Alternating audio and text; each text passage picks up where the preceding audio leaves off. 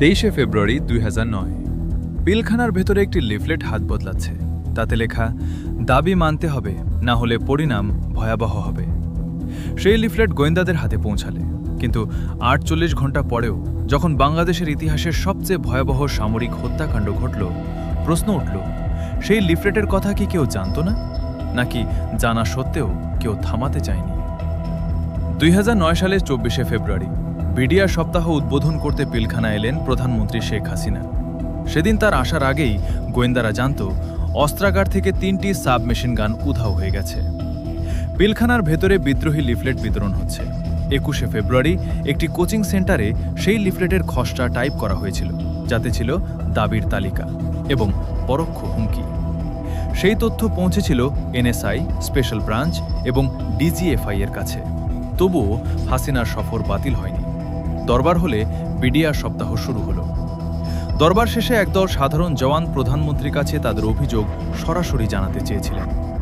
DG Shakil Ahmed সেই সুযোগ বন্ধ করে দিলেন।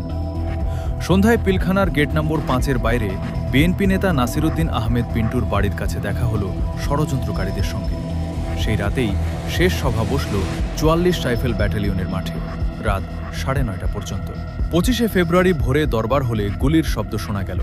মাত্র 45 মিনিটের মধ্যে র্যাব পৌঁছে গেল পিলখানার গেটে, কিন্তু ঢুকতে পারল না, অনুমতি মিলল না। ডিজিএফআই প্রধানকে ফোন করলেন বিজিআর ডিজি, সেনা প্রধানকে ফোন করলেন, প্রধানমন্ত্রীকে ফোন করলেন, কিন্তু সেই মুহূর্তে যখন ট্যাঙ্ক পাঠানোর সিদ্ধান্ত নেওয়া যেত, নেওয়া হলো আলোচনার পথ। আর ঠিক তখনই হত্যা চলল। 57 জন সেনা কর্মকর্তা, বাংলাদেশের সবচেয়ে মেধাবী সামরিক প্রজন্মের একটি বড় অংশ মাত্র কয়েক ঘন্টায় নিশ্চিহ্ন। 2024 সালের ডিসেম্বরে গঠিত জাতীয় স্বাধীন তদন্ত কমিশন বলছে, এটি একটি দীর্ঘ ষড়যন্ত্রের ফল।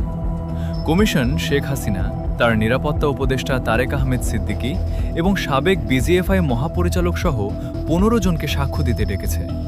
কমিশন প্রধান জানিয়েছেন, সেই সময় বাংলাদেশে আসা 921 জন ভারতীয়র মধ্যে 67 জনের হদিস মেলেনি। 3টি গোয়েন্দা সংস্থার কাছে তথ্য ছিল, লিফলেট ছিল, অস্ত্র চুরির খবর ছিল, সব ছিল। শুধু ছিল না সেই সিদ্ধান্ত যা 57টি প্রাণ বাঁচাতে পারত। একটি লিফলেট উপেক্ষা করা হয়েছিল, 57টি কফিন তার মূল্য দিয়েছে। স্ক্রিপ্টটি সম্পূর্ণ প্রামাণিত তথ্যের উপর ভিত্তি করে লেখা।